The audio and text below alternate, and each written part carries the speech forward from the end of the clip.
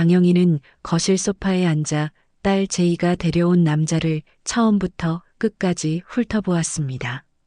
박세만이라고 자기소개를 한 이 남자는 33살이라고 했는데 영희의 눈에는 영 별 볼일 없어 보였죠.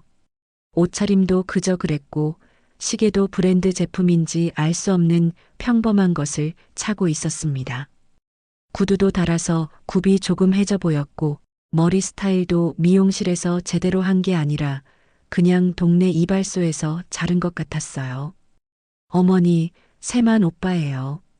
제이가 수줍게 소개했지만 영희는 속으로 혀를 찼어요. 29인 딸이 데려온 남자가 겨우 이 정도라니. 영희는 자신의 딸이 얼마나 예쁘고 똑똑한지 누구보다 잘 알고 있었거든요. 대학도 좋은 곳을 나왔고 직장도 괜찮은 회사에 다니고 있는데 왜 하필 이런 남자를 데려왔는지 이해할 수 없었습니다. 세만은 정중하게 인사를 드렸지만 영희의 표정은 점점 굳어져 갔습니다. 안녕하세요, 어머님. 제이가 항상 어머님 자랑을 많이 해서 뵙고 싶었습니다. 세만의 말은 정중했지만 영희는 그마저도 마음에 들지 않았어요. 뭔가 어색하고 어줍지 않다는 생각이 들었거든요. 무슨 일 하세요? 영희가 차갑게 물었죠. 이건 가장 중요한 질문이었어요. 요즘 세상에 제대로 된 직업 없이는 결혼 생각도 할 수 없다고 영희는 생각했거든요. 세만은 조금 주저하더니 작은 사업을 하고 있습니다라고 대답했어요. 구체적으로 말하지 않는 모습이 영희에게는 더욱 의심스러웠습니다. 보통 제대로 된 직업이 있으면 당당하게 말하는 법인데 말이죠. 무슨 사업이요? 영희가 더 구체적으로 물었습니다. 세만은 그냥 작은 무역업을 하고 있어요. 규모가 크지 않아서 라고 말끝을 흐렸어요. 영희는 속으로 역시나라고 생각했습니다. 큰 회사도 아니고 그냥 자영업 정도인 것 같았거든요. 어디 사세요? 영희의 질문이 이어졌습니다. 이것도 중요한 문제였어요. 요즘 서울 집값이 얼마나 비싼데 어디 사는지 보면 그 사람의 경제적 능력을 알 수 있다고 생각했거든요. 세만은 잠시 망설이더니 서울 서쪽 지역에 혼자 살고 있어요라고 답했어요. 구체적인 동네 이름도 아파트인지 빌라인지도 말하지 않았습니다. 영희는 점점 불쾌해졌죠. 부모님은 뭐 하세요? 영희는 계속 캐물었습니다. 세만은 아버지는 일찍 돌아가시고 어머니 혼자 계세요. 시골에서 작은 농사를 지으시고 계십니다라고 말했어요. 영희는 속으로 역시 집안 배경도 별로네라고 생각했습니다. 제이는 어머니의 차가운 반응을 느끼고 있었습니다. 평소 따뜻했던 어머니가 이렇게 딱딱하게 굴 줄은 몰랐거든요. 엄마, 세만 오빠 정말 좋은 사람이에요. 성격도 좋고 저한테도 정말 잘해주세요라고 말해봤지만 영희의 표정은 누그러들지 않았습니다. 그래, 그럼 언제부터 사귀었니? 영희가 제이에게 물었어요. 6개월 정도 됐어요라고 제이가 답하자 영희는 그 정도면 서로 많이 알았겠네. 그런데 왜 이제야 소개시켜주는 거야? 라고 따져 물었습니다. 세만도 분위기가 어색한 걸 느꼈어요. 하지만 제이를 사랑하기에 참고 견뎠습니다. 어머님, 제이를 정말 사랑합니다. 잘할게요라고 진심을 담아 말했지만 영희는 콧방귀만 뀌었죠. 사랑한다고 다 되는 게 아니죠. 현실적인 것도 중요해요. 그 말을 듣고 세만은 당황했습니다. 네, 물론 그렇습니다. 제가 더 열심히 해서 제이와 행복한 가정을 꾸리겠습니다. 하지만 영희는 열심히 한다고 해서 다 되는 건 아니에요. 능력이 있어야죠라고 차갑게 말했어요. 그날 저녁 세만이 돌아간 후 영희는 제이에게 따져 물었습니다. 저 남자 뭔가 이상해. 제대로 된 직업도 없는 것 같고 사는 곳도 숨기고 있잖아. 딸아, 다시 생각해봐라. 제이는 엄마, 세만 오빠 진짜 좋은 사람이에요. 시간이 지나면 알게 될 거예요 라고 말했지만 영희는 고개를 저었어요. 좋은 사람이라는 게 뭐야? 성격만 좋으면 다야? 결혼은 현실이야, 현실. 먹고 살 일을 생각해야지. 영희의 목소리는 점점 날카로워졌습니다. 나이도 30이 넘었으면서 변변한 직장도 없고 사는 곳도 제대로 못 말하는 남자랑 결혼하면 너만 고생할 거야. 제이는 눈물이 날 것 같았어요. 엄마, 왜 그렇게 생각하세요? 세만 오빠 정말 괜찮은 사람이에요. 돈이 전부가 아니잖아요. 하지만 영희는 돈이 전부는 아니지만 돈 없으면 사랑도 오래 못 가. 현실을 봐야 해라고 단호하게 말했어요. 며칠 후 영희는 우연한 기회에 세만이 사는 곳을 알게 되었습니다. 제이와 통화 중에 세만의 집 주소를 듣게 된 거죠. 제이가 세만 오빠 집에 놀러 가기로 했어요 라고 말하면서 주소를 언급했거든요. 영희는 그 주소를 메모해뒀어요. 궁금함을 참을 수 없었던 영희는 그 주소를 찾아갔어요. 내 딸이 사귀는 남자가 어떤 곳에 사는지 한번 봐야겠어. 영희는 혼자 중얼거리며 그 동네로 향했습니다. 버스를 2번이나 갈아타야 하는 외진 곳이었어요. 이런 동네에 살면서 우리 딸과 사귀겠다고? 도착한 곳은 오래된 주택가였습니다. 재개발이 예정된 듯한 낡은 집들이 빼곡히 들어서 있는 동네였어요. 골목길도 좁고 차 한 대 겨우 들어갈 정도였습니다. 영희는 점점 불안해졌어요. 설마 이런 동네에 사는 건 아니겠지? 주소를 찾아가니 정말로 오래된 단독주택이 나왔습니다. 그런데 세만이 사는 집을 보는 순간 영희는 경악했죠. 반지하라고? 계단을 내려가야 하는 지하 반층에 있는 작은 방이었거든요. 창문은 반쯤 땅에 묻혀 있었고 습기가 찰 것 같은 어둠침침한 모습이었습니다. 세상에 이런 곳에서 살고 있었다고? 영희는 믿을 수 없다는 듯이 중얼거렸어요. 대문 앞에 서서 그 반지하 집을 보니 더욱 실망스러웠습니다. 작은 창문 하나 달랑 있는 방이 전부인 것 같았거든요.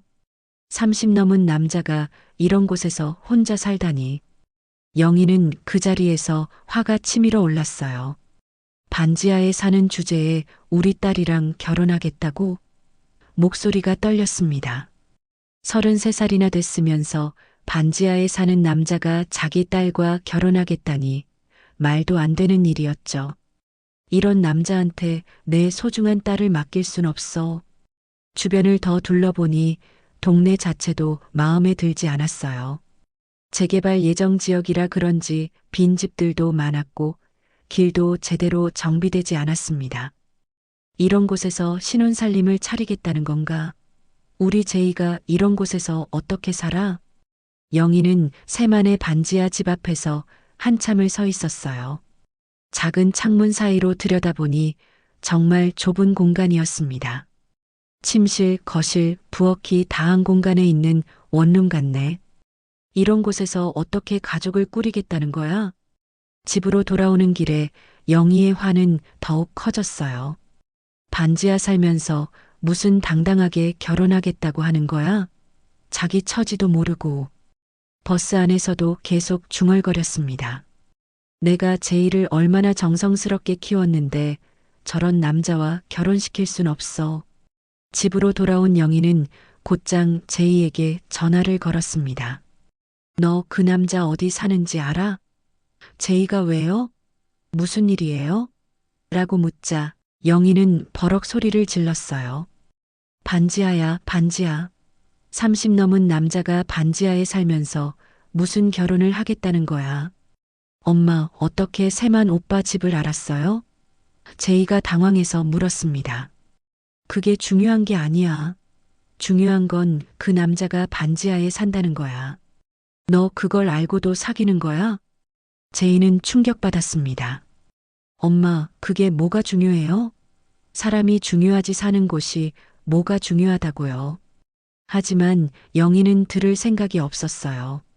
사는 곳이 중요하지 않다고? 그럼 너도 반지하에서 살 거야? 내가 그렇게 키웠니? 세만 오빠는 지금 돈을 모으고 있어요.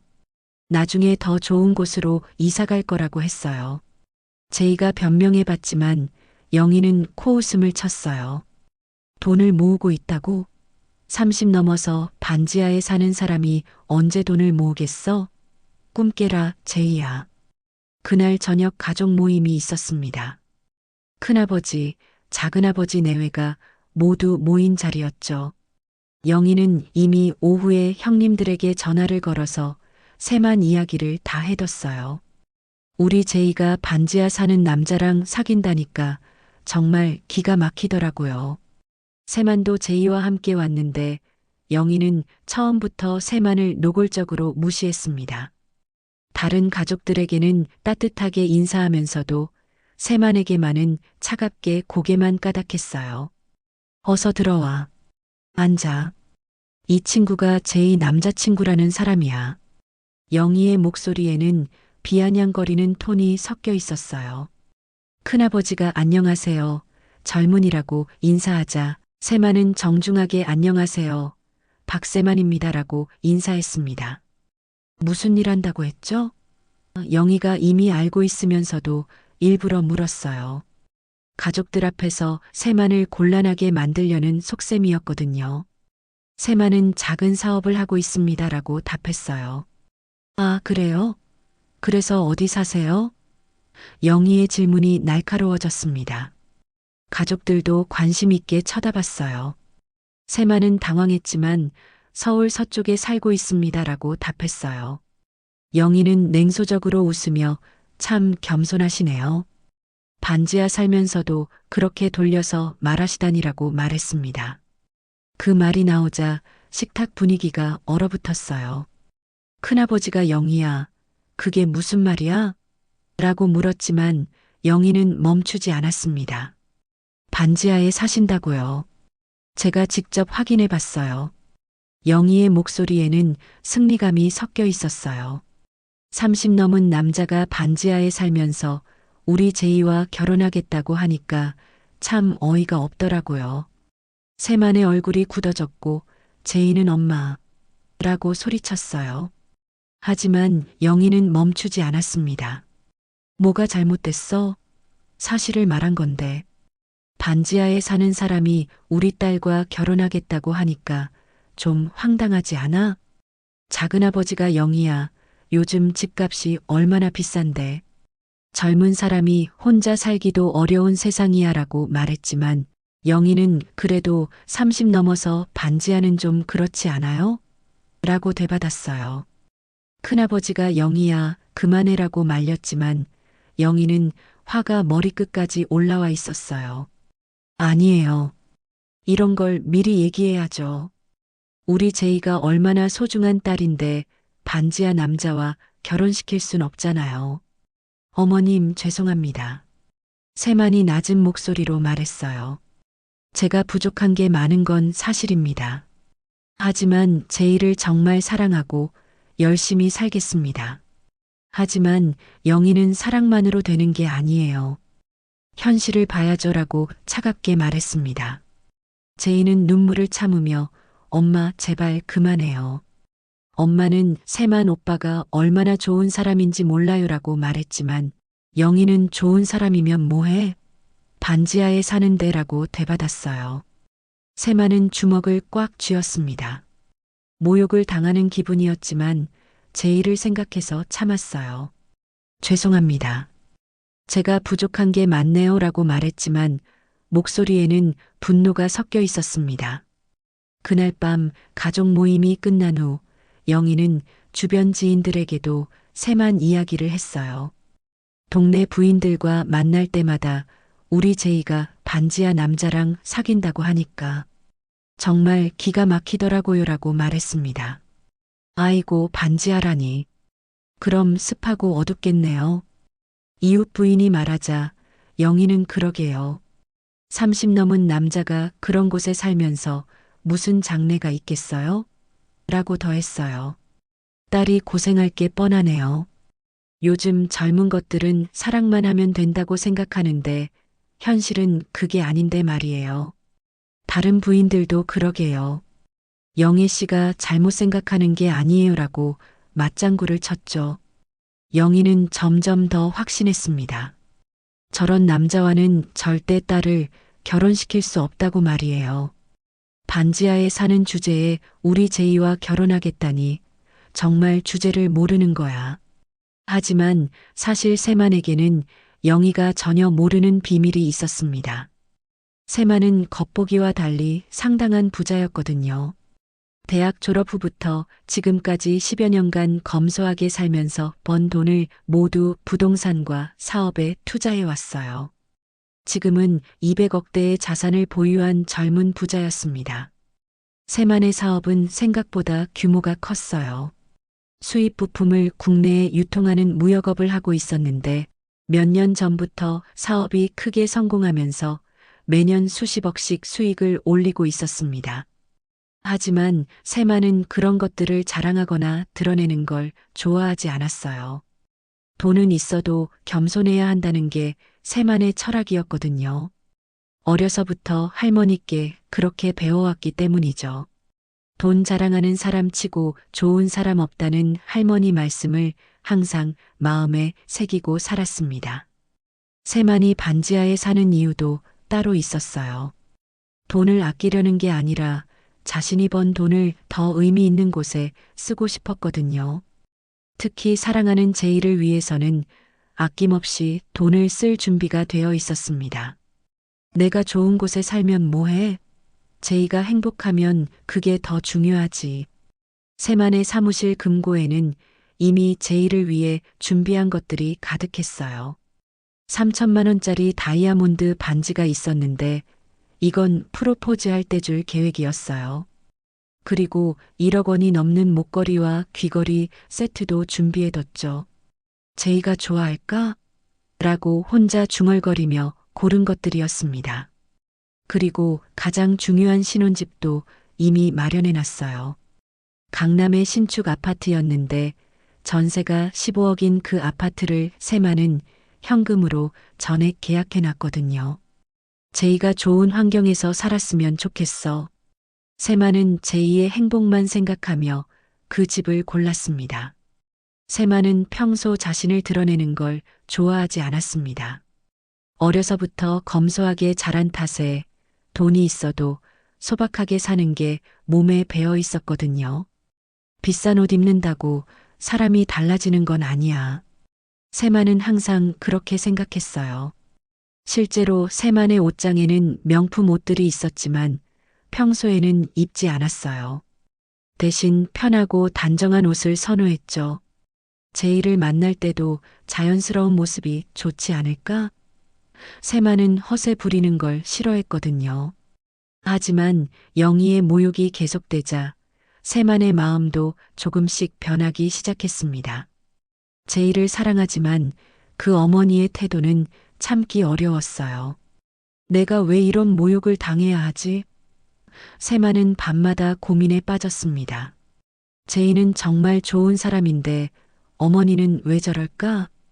세만은 제이에게 직접 말하고 싶었지만 딸과 어머니 사이를 갈라놓고 싶지 않았어요. 그래서 혼자 참고 견뎠습니다. 어느 날 밤 세만은 혼자 반지하 방에서 고민에 빠져 있었어요. 벽에는 제이와 찍은 사진들이 붙어 있었고 책상 위에는 결혼 계획서가 놓여 있었습니다.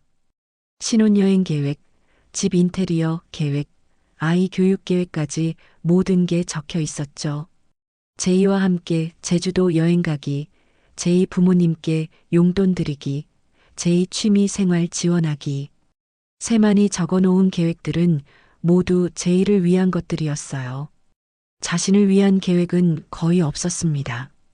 며칠 후 영희의 모욕이 절정에 달하는 사건이 벌어졌습니다. 제이의 생일 파티에서였어요. 친구들과 가족들이 모인 자리에서 영희는 세만에게 반지하에 사시면서 우리 딸 생일 선물로 뭘 준비하셨어요? 라고 큰 소리로 물었습니다. 주변 사람들이 다 듣도록 일부러 크게 말한 거였어요. 세만은 제이에게 줄 선물을 이미 준비해놨어요. 500만 원짜리 명품 가방이었죠. 제이가 평소 갖고 싶어 했던 브랜드의 신상품이었어요. 제이가 기뻐할까?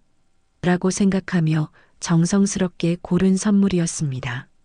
하지만 영희의 말투가 너무 모욕적이어서 화가 났습니다.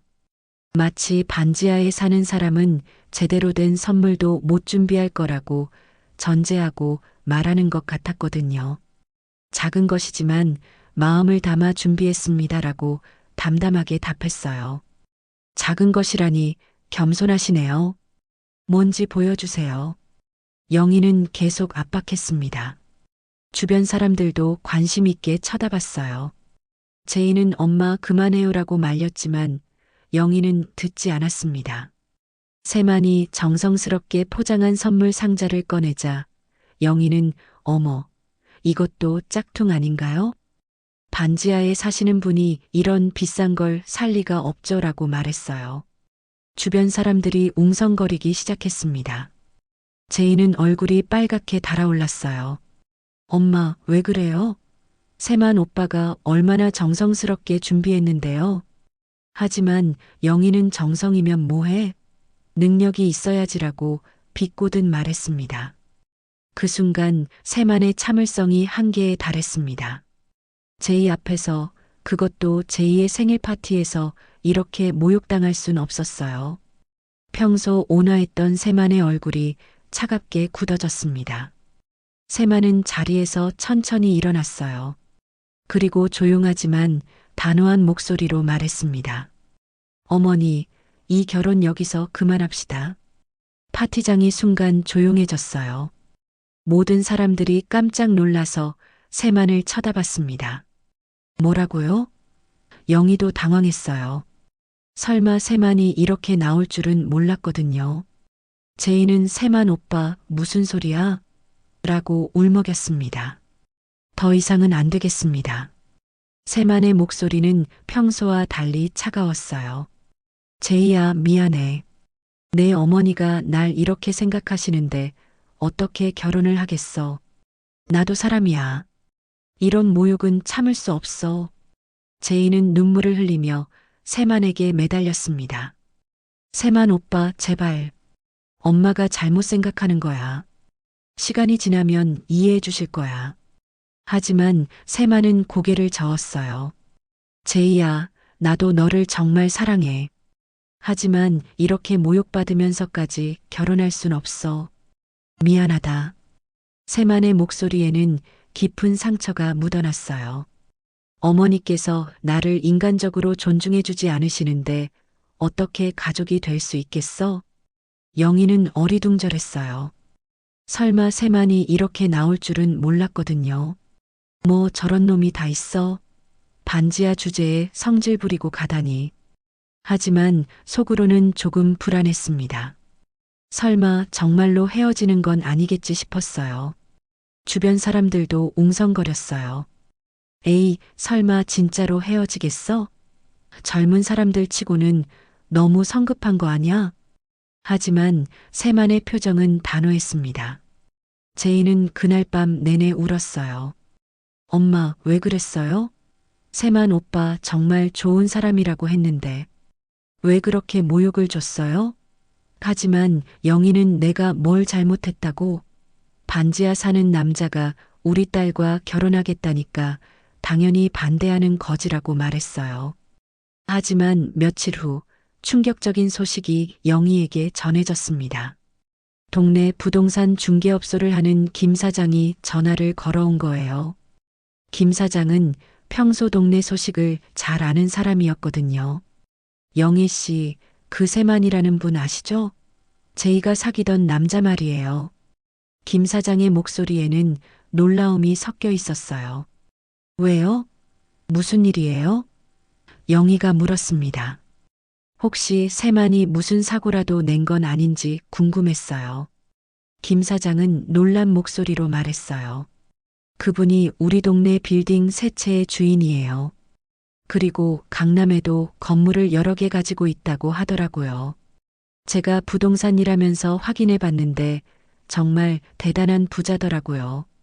영희는 깜짝 놀랐습니다. 뭐라고요? 그게 무슨 소리예요? 반지하에 사는 사람이 건물주라고요?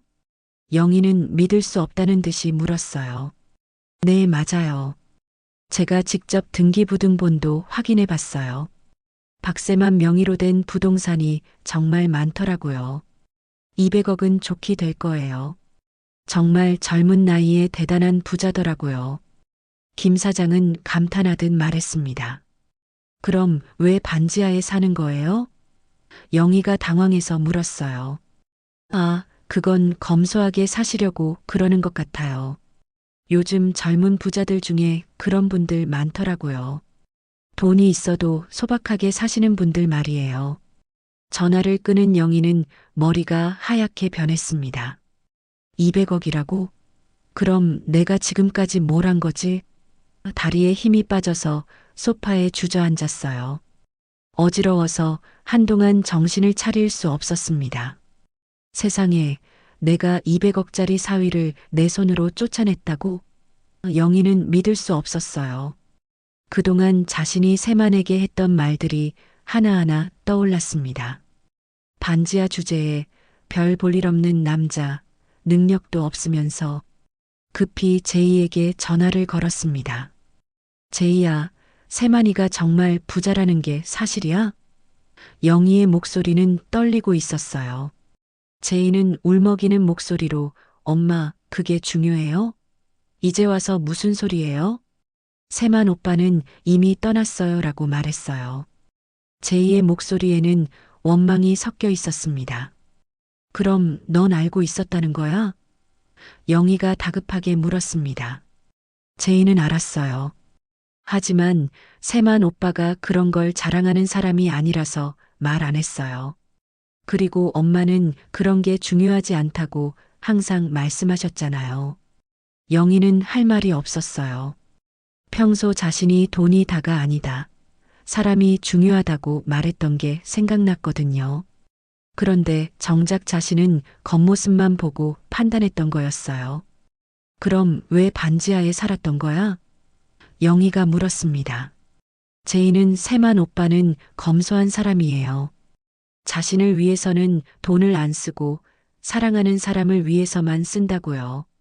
저를 위해서는 정말 많은 걸 준비해뒀어요. 영희는 식은땀을 흘렸습니다. 자신이 얼마나 큰 실수를 했는지 깨달았거든요.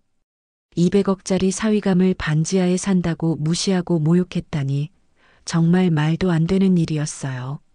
그날 밤 영희는 잠을 이룰 수 없었습니다. 내가 정말 바보였구나. 겉모습만 보고 판단하다니. 후회가 밀려왔지만 이미 늦어버렸어요.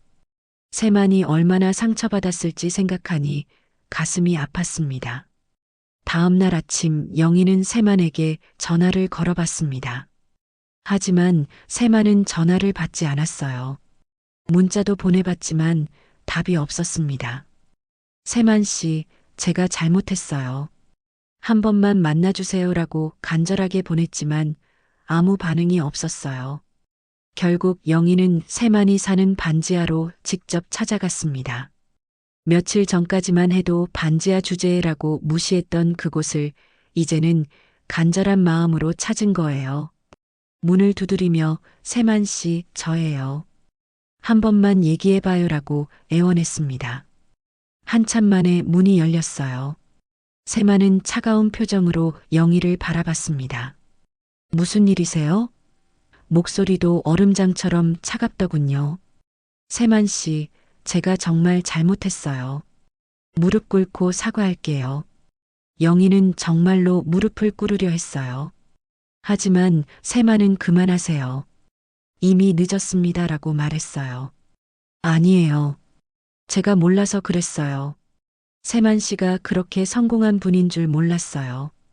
영희의 말에 세만은 쓴웃음을 지었습니다. 아, 이제 제가 돈이 있다는 걸 아시니까 태도가 바뀌시는 거군요. 그게 아니에요. 정말 제가 잘못 생각했어요. 영희는 필사적으로 말했지만 세만의 마음은 이미 닫혀 있었어요. 어머님, 저는 제이를 정말 사랑했어요. 돈이 있든 없든 상관없이 제이만 보고 살고 싶었거든요. 그런데 어머님은 제가 반지하에 산다는 이유만으로 저를 모욕하셨잖아요. 세만의 목소리에는 깊은 상처가 담겨 있었어요. 이제 와서 돈 얘기를 하시면서 사과한다고 하시니까 더 실망이에요. 진짜 사과라면 제가 가난해도 했어야죠. 세만의 말이 영희의 가슴을 찔렀습니다. 그때 제이가 나타났어요. 세만 오빠, 제발 한 번만 더 기회를 줘. 엄마도 진심으로 반성하고 있어. 하지만 세만은 고개를 저었습니다. 제이야, 미안해. 나도 많이 생각해 봤는데 이렇게 시작된 관계로는 행복할 수 없을 것 같아. 제이는 눈물을 쏟으며 내가 엄마한테 더 강하게 말했어야 했어. 세만 오빠를 지켜주지 못해서 미안해라고 말했어요. 하지만 세만의 마음은 이미 돌아섰습니다. 제이야, 너는 정말 좋은 사람이야.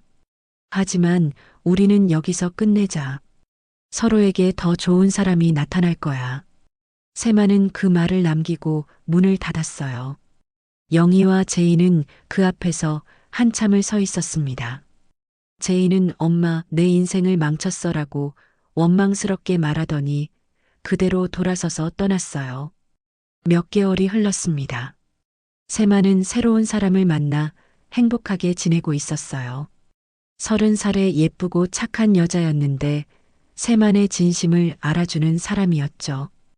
그 여자의 부모님은 세만을 처음 만났을 때부터 따뜻하게 맞아주었습니다. 세만 씨, 우리 딸 부탁드려요라고 인사하는 예비 장인어른을 보며 세만은 이런 게 정상이구나 하고 생각했어요. 사람을 겉모습이 아닌 마음으로 판단하는 가족을 만나니 얼마나 기분이 좋은지 몰랐습니다. 한편 제이는 혼자 여행을 떠났어요. 세만과 헤어진 상처를 치유하기 위해서였죠. 제주도의 바닷가에서 혼자 일몰을 바라보며 이제 새 시작이야라고 중얼거렸습니다. 세만을 잊기는 어려웠지만 앞으로 나아가야 한다는 걸 알고 있었어요. 영희는 매일 후회하며 지냈습니다. 특히 고급 카페에 앉아 있을 때면 자신이 했던 말들이 생각났어요. 반지하 주제라고 했던 그 말이 얼마나 무지하고 교만했는지 뼈저리게 느꼈습니다. 어느 날 세만이 새 여자친구와 함께 있는 모습을 우연히 보게 되었어요. 둘이 정말 행복해 보였습니다. 세만은 예전에 제이를 바라보던 것처럼 그 여자를 사랑스럽게 쳐다보고 있었어요. 영희는 가슴이 먹먹했습니다. 내가 저런 좋은 사위를 내 손으로 쫓아냈구나. 하지만 이제는 아무것도 되돌릴 수 없었어요. 돈이 없다고 무시했던 사람이 알고 보니 200억짜리 부자였다는 것도 충격이었지만 더 큰 문제는 그 사람의 인품을 알아보지 못했다는 거였습니다. 며칠 후 동네에서 만난 김 사장이 말했어요. 영희 씨, 세만 씨가 결혼한다던데요. 상대방 부모님이 정말 좋아하신다고 하더라고요. 첫 만남부터 사위 삼고 싶다고 하셨다나요. 그 말을 듣는 영희의 마음은 찢어질 것 같았습니다. 집에 돌아온 영희는 거울을 보며 생각했어요. 겉모습만 보고 판단한 내가 얼마나 어리석었는지 이제야 알겠구나. 사람을 평가할 때 가장 중요한 건 외적인 조건이 아니라 그 사람의 마음과 인격이라는 걸 너무 늦게 깨달았습니다. 영희는 이제 혼자였어요. 딸도 떠나고 좋은 사위감도 놓치고 남은 건 후회뿐이었습니다. 그날 밤 영희는 창밖을 바라보며 깊은 한숨을 내쉬었어요. 반지하라고 무시했던 내 말이 결국 나에게 돌아온 부메랑이었구나. 세만이 마지막으로 했던 말이 계속 귓가에 맴돌았습니다. 진짜 사과라면 제가 가난해도 했어야죠. 그 말이 얼마나 옳았는지 이제야 알겠더군요. 영희는 돈을 알고 나서야 태도를 바꾼 자신이 부끄러웠어요.